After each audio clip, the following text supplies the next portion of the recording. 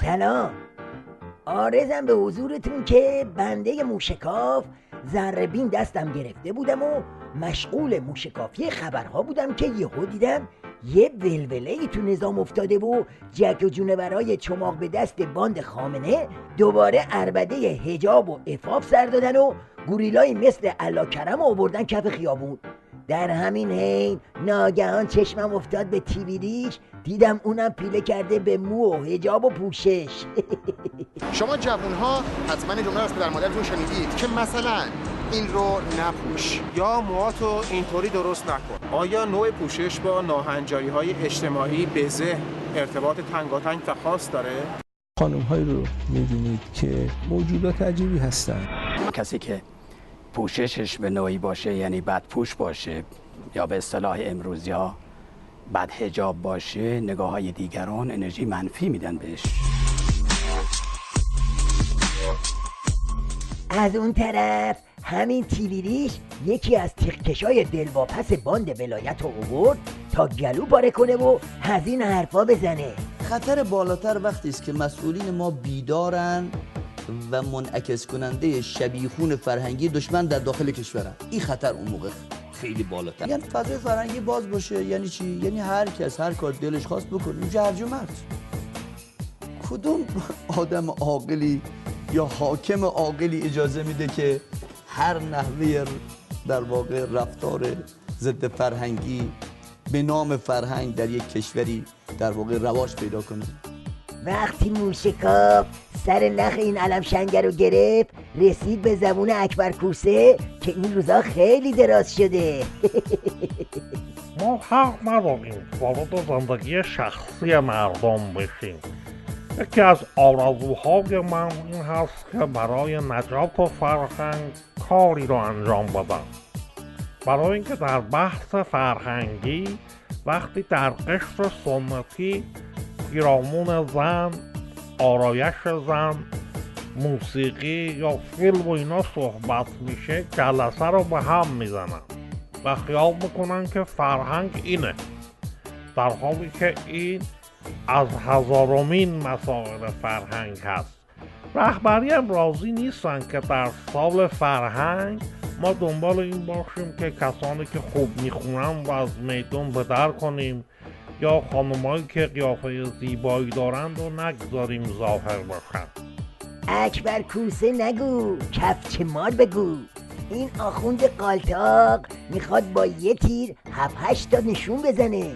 هم یه اشوه کوسه‌ای واسه غربیا بیاد، هم یه فیگور حقوق بشری بدون هزینه بگیره، هم لنگ خامنه رو بکشه وسط و پشت جسم ناقص عظما قایم شه. بابا بیمایه فتیر اکبرک، دوره زیرابی رفتن گذشته، خر و خورما رو دیگه یه جا نمیدن. مینیمومش اینه که یه لگد به قبر امامت بزنی. کدوم امام؟ این امام. قانون اساسی اسلام باید به دست اشخاصی که یه مقدار لااقل اسلام را بدونن، یعنی چی؟ علاقه داشته باشن به اسلام، دشمن نباشن با اسلام. به دست اون اشخاصی که اسلام را اصلش مخالف با طریقه های خودشون میدونن، بلکه مخالف با تمدن به اصطلاح اونها میدونن. البته اون تمدنی که اونها میگن مثل تمدن شاه هست دیگه، در بازی تمدن اون. این مقدرات را دست اینها ندند. خب چی شد اکبر کوسه؟ یادت اومد؟ راستی تو اون موقع کجا بودی؟ ور دل امامت نشسته بودی ها؟ چی شد؟ اسم تمدن شاهی رو آورد، گوشت تیز شد، هوس اکبر شاهی کردی. صبر داشته باش، ادامه داره. ببین اون گور به گوری چه روزه‌ای واسه آزادی میخونه. اونایی که علاقه به اسلام ندارند، اینا هم از گفتار و اعمال سابق و لاحقشون معلوم میشد که اینا چی هن؟ اسلام نمیگذارد که لخت برن توی این دریاها شنا کنن، پوستشون رو میکنن. همچه کاری اگر بشه پوستشون هم مردم میکنن. اینا از آزادی اینا میکنن، آزادی غربی میخوان. این است امروز اگر یک هم چیزی بشه اینها را ما خواهیم تکلیفشون را معین کرد، خواهیم تکلیفشون را معین کرد، خواهیم تکلیفشان را معین کرد. خواهیم تکلیفشون را معین کرد. هیولای حمام دار باش. ما آرزو به دل موندیم که این ملعون یه بار جای فعل و فاعل رو درست بگه. تمدن‌های اینا این است و آزادی که اونا میخوان همین اینجور آزادی. برن قمار بکنن تو با هم لخت بشن با هم چه بشن، این آزادی.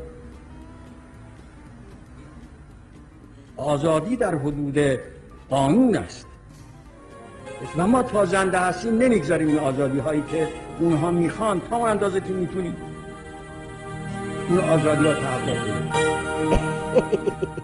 ارتحال زد آرزوهای امامتون رو له و لورده کرد. حالا تو کدوم جهنم در رس اون گور به گوری که ببینه ملیجکش چه شکرایی میخوره؟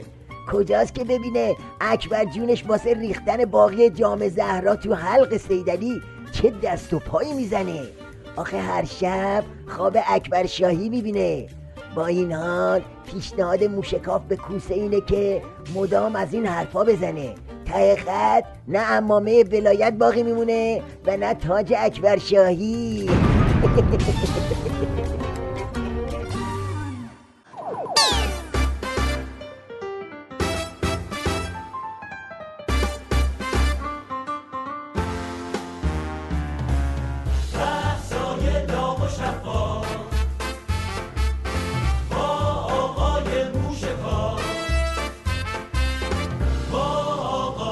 موشکاف